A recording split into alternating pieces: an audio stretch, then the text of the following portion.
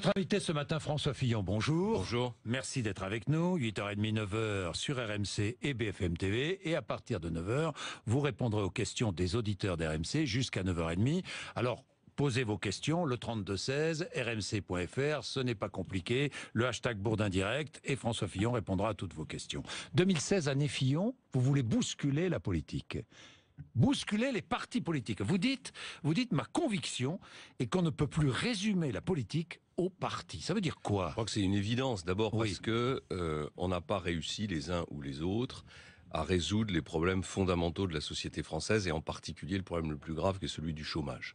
Voilà, tant qu'il y aura 6 millions de Français qui chercheront du travail, tant que les jeunes Français auront aussi peu d'avenir ou aussi peu d'espoir pour leur avenir, le pays sera bloqué, l'extrême droite montera, les gens les plus ambitieux quitteront la France. Donc cette situation-là, c'est le résultat d'échecs successifs, de majorités successives. Donc je cherche comment on sort de cette situation. On en sort en élargissant le débat.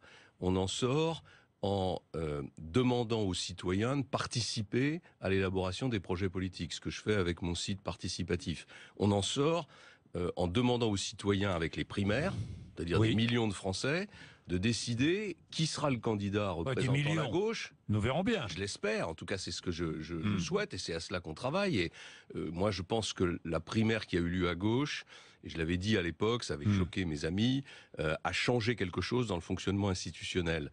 Les partis politiques ont eu leur heure de gloire, c'était un système qui était une amélioration par rapport à des pouvoirs qui étaient des pouvoirs autoritaires, mais cette démocratie partisane et parlementaire, c'est pas la fin de l'histoire. Il faut forcément qu'il y ait de nouvelles étapes dans la démocratie, et je pense que les primaires, c'est une façon de faire de la démocratie participative.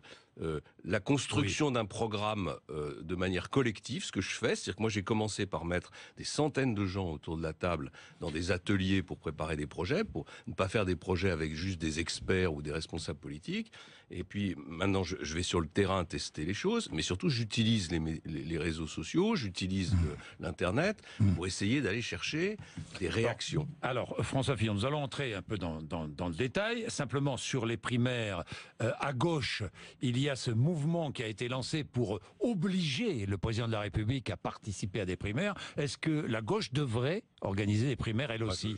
C'est pas à moi de le dire, mais simplement je pense que ça devient un élément incontournable. C'est-à-dire que même si ça n'a pas été décidé... Même quand on est président de la République en fonction et qu'on se représente. Je pense qu'on ne pourra plus aller contre cette idée des primaires. Et ça m'amène à dire une autre chose, c'est que l'institution présidentielle à l'ancienne, avec le président de la République monarque qui trône en majesté, avec ses collaborateurs qui ne sont responsables devant personne, tout ça, c'est quand même un peu du passé. Et ça doit évoluer. Quand vous regardez aujourd'hui les grandes entreprises, la société française ne fonctionne pas comme ça. Même dans les entreprises où, en principe, il n'y a pas de démocratie, on voit bien que les patrons sont obligés d'organiser des équipes, de partager le pouvoir, de changer leur méthode de fonctionnement. Et bien, la présidence de la République, c'est pareil. Donc pourquoi est-ce que le président de la République, parce qu'il a été élu une fois, serait de manière... pour 2 mandats, puisque c'est nous qui avions modifié la Constitution pour réduire à 2 mandats, serait le candidat naturel. Je vais vous parler des mandats, justement, parce que vous avez une proposition à faire. Je crois. Mais pourquoi, j'ai une question, puisque vous voulez bousculer la vie politique, pourquoi est-ce qu'en France, quand on est battu en politique, on n'est jamais battu? Pourquoi est-ce qu'on revient et on renaît toujours de ses cendres? C'est une bonne question. Oui, c'est une très bonne question. Regardons la vie politique française, peut-être unique au monde. Oui, enfin, peut-être pas, mais... il y a beaucoup d'exemples. Si on prend la démocratie britannique, Churchill a été battu, il est revenu, mais Churchill, etc. c'était dans d'autres Non, mais temps. bien sûr, mais enfin, je prends cet exemple-là parce que c'est celui qui me vient à l'esprit. Enfin, en tout cas, ce qui est vrai, c'est qu'il n'y a pas assez de renouvellement de la vie politique. Et ce renouvellement de la vie politique, à mon avis, il n'est pas seulement lié à des comportements individuels ou personnels, il est lié à la société française qui est très cloisonnée. Quand on est dans la politique, on est dans la politique.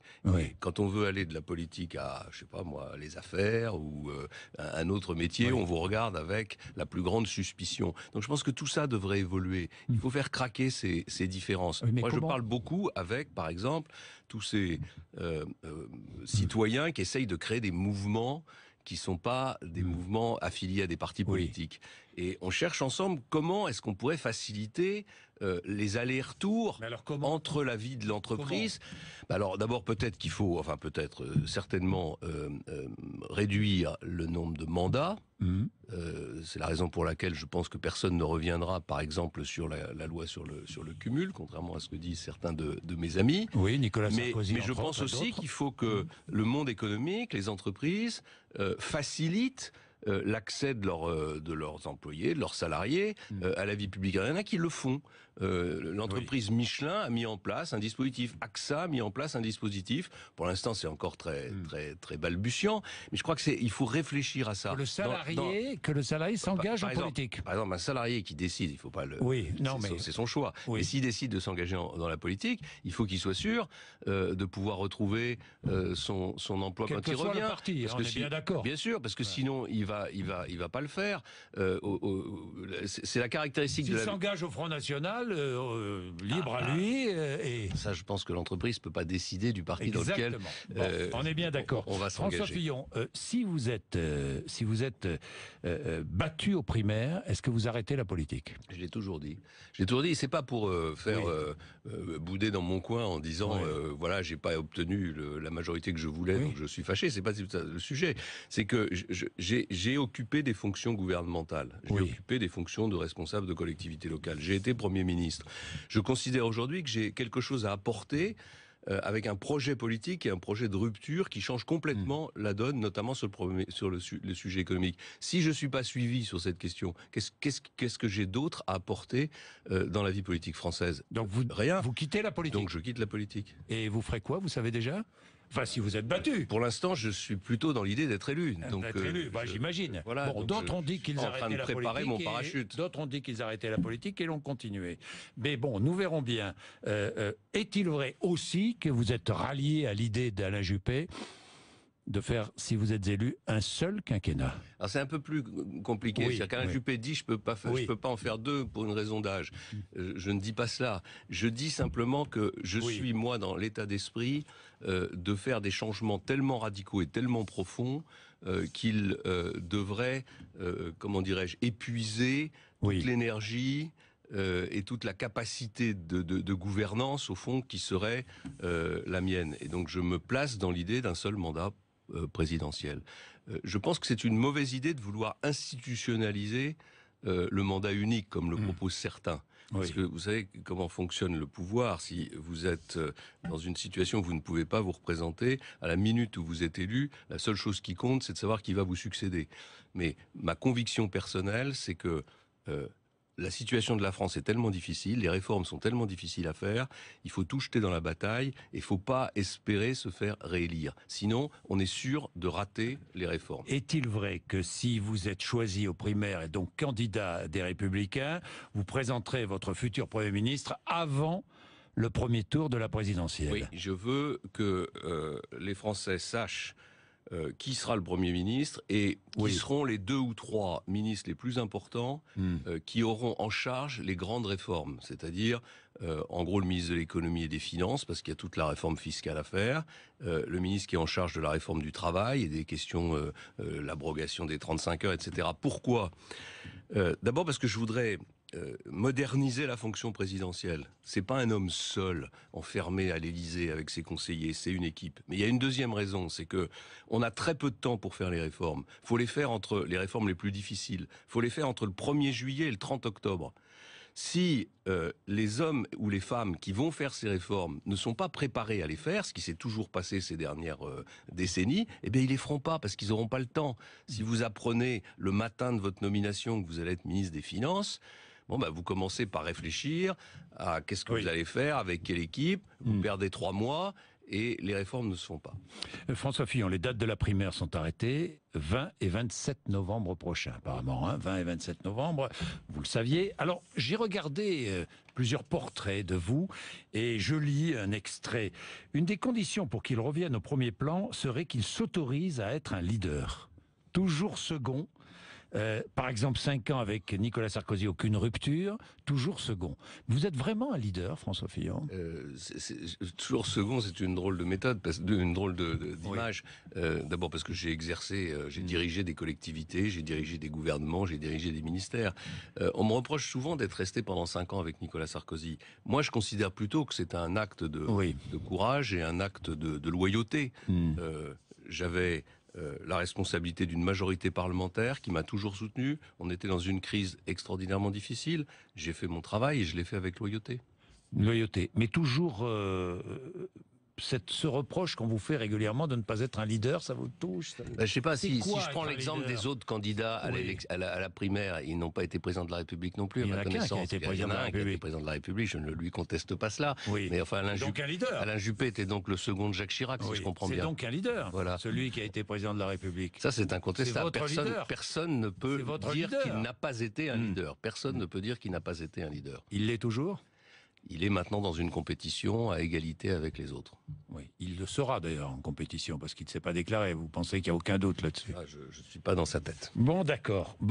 Est-ce que vous iriez participer Vous dites non, je n'irai pas participer à l'émission de Ruquier. Je le dis ça depuis 10 ans. Donc, et quand Manuel Valls y va, vous comprenez ou... Non, je veux pas jugement sur Manuel Valls, mais ce que j'ai toujours simplement essayé de dire, c'est que quand une émission est une émission qui n'est pas vraiment une émission politique. C'est-à-dire c'est une émission qui est plus une émission d'amusement. Oui. Même s'il y a des journalistes, même s'il y a par exemple une journaliste, Léa Salamé, qui est une journaliste remarquable. Oui, tout à fait, qui vous poserait de bonnes questions. L'objectif de l'émission, c'est un mélange de divertissement et d'information. Je pense que les hommes politiques qui s'y rendent se ridiculisent, et je pense que les Français n'attendent pas de leurs hommes politiques qu'ils aillent faire des sortes de one-man show dans des émissions qui sont des émissions de divertissement. Voilà, c'est mon avis. Bon. J'ai entendu que le présentateur de cette émission pensait que j'avais peur d'aller dans ces émissions. Je le rassure, je n'ai pas peur. Il y a d'ailleurs des émissions politiques qui sont beaucoup plus dures qu'on n'est pas couché, et la vôtre n'est pas la moins difficile qui soit, et je n'ai pas peur de venir vous affronter, Monsieur Bourdin. Bien, François Fillon, inscription, selon nos informations, et d'ailleurs pas que nous donnons cette information, la déchéance de nationalité, donc le gouvernement s'apprêterait, d'après ce que nous savons, à inscrire la déchéance de nationalité dans la Constitution et ensuite dans la loi à distinguer les binationaux des mononationaux. Les binationaux, tous les binationaux nés en France seraient possiblement déchus de leur nationalité en cas d'acte terroriste, mais les mononationaux, eux, seraient déchus de leurs droits civiques. Qu'est-ce que vous pensez de ça? Je pense que tout ça, c'est de l'enfumage. La déchéance de nationalité, elle existe, elle est possible, elle est dans la loi, on peut améliorer les choses, il n'y a aucune raison de la mettre dans la Constitution. Ça ne changera rien, ça n'améliorera rien aux procédures permettant de déchoir de leur nationalité des terroristes. Alors pourquoi est-ce qu'on le fait? Pourquoi est-ce que le président de la République le fait? Il le fait parce que pendant qu'on parle de ça, on ne parle pas d'autre chose. Pendant qu'on parle de ça, on ne parle pas de la Turquie qui laisse passer les djihadistes sur son territoire, qui abat un avion allié, puisqu'on est dans le même combat contre Daesh avec les Russes, qui bombardent les Kurdes qui sont nos propres alliés. On ne parle pas du refus des Américains de faire une coalition avec la Russie contre Daesh. On ne parle pas de l'attitude de l'Arabie Saoudite ou des pays du Golfe, ou de certains pays du Golfe, dont on sait qu'ils financent le terrorisme, et sur lesquels on est parfaitement silencieux. On ne parle pas de toutes les brèches qu'il y a eu dans la procédure, enfin dans le renseignement, qui ont abouti aux attentats, à 2 attentats majeurs en France. On parle pas de commission d'enquête parlementaire. Alors, il y en aura une, parce que finalement mon groupe va décider de la déposer, mais vous allez déposer la demande. Elle va être déposée. Je pense que le gouvernement aurait dû, comme ça avait été fait aux États-Unis après le 11 septembre, mettre en place une commission parlementaire nationale, une commission d'enquête, pas parlementaire, dans laquelle il y aurait eu des parlementaires de droite et de gauche, mais il y aurait eu aussi des experts, des responsables. Aux États-Unis, cette commission, elle a travaillé 2 ans, et au bout de 2 ans, il y a eu des propositions de fait. Il y a des choses à améliorer dans l'intervention des services dans les forces d'intervention de la police. Il y a un débat sur la question de savoir si, au Bataclan, la procédure d'intervention était la bonne. Je n'ai pas du tout d'avis là-dessus, mais ça mérite d'être étudié. Il y a des questions qui se posent sur l'organisation des services de secours. On pense que les services de secours n'étaient pas prêts à absorber une quantité aussi grande de blessés, et qu'il y a donc eu des personnes qui sont décédées en raison de problèmes d'organisation. C'est pas du tout un jugement que je porte sur les personnes, mais je dis qu'au lieu de s'occuper pendant 2 mois de la déchéance de nationalité, on ferait mieux de s'occuper de ça. Puis on ferait mieux de s'occuper de l'Europe, qui est en train de faire le constat de son échec et de son impuissance d'une manière absolument insupportable. Rien sur les frontières, rien sur les réfugiés. L'Europe alignée sur les États-Unis par rapport à la Russie. L'Europe qui ne dit rien quand la justice américaine s'empare des problèmes des entreprises françaises au nom du dollar. Et maintenant, l'Europe qui ouvre une négociation avec la Chine pour reconnaître la Chine comme une économie de marché, c'est-à-dire pour faire tomber les droits de douane, alors que la Chine n'est pas une économie de marché, qu'elle a des caractéristiques très particulières, et que les Américains d'ailleurs l'ont refusé. Moi je pense qu'au lieu de s'occuper de la déchéance de nationalité, ou en tout cas de son introduction dans la Constitution... Vous voterez ? Pour l'instant, je suis pas décidé à voter. Je réserve mon vote parce que je veux d'abord voir ce qu'il y a dans le texte. Si par exemple on nous met la réforme du CSM et puis l'indépendance des procureurs, il est hors de question que je vote ça.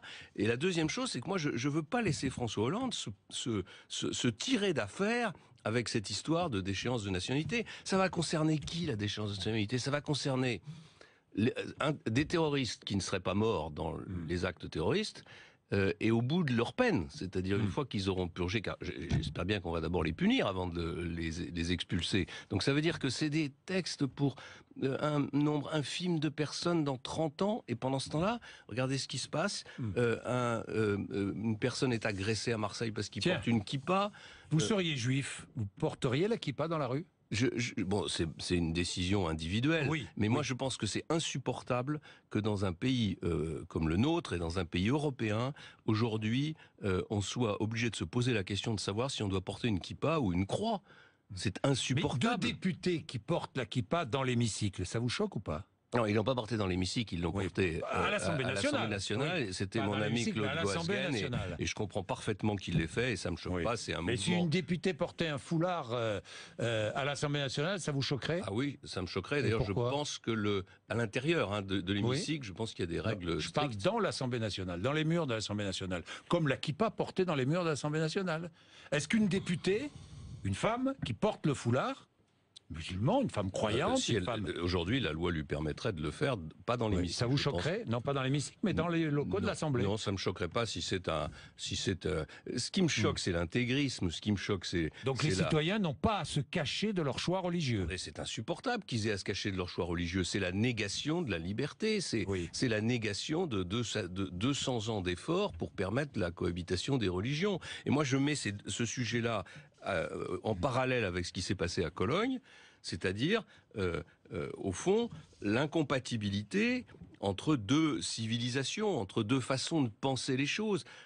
Nous avons, en Europe, progressivement installé une égalité homme-femme, défendu les droits de la femme, et aujourd'hui ils sont bafoués par des gens qui n'ont absolument pas les mêmes références culturelles. Eh bien, la société européenne doit se défendre et doit se battre. C'est inacceptable qu'on empêche quelqu'un de porter au kippa ou qu'on agresse une femme dans le hall d'une gare.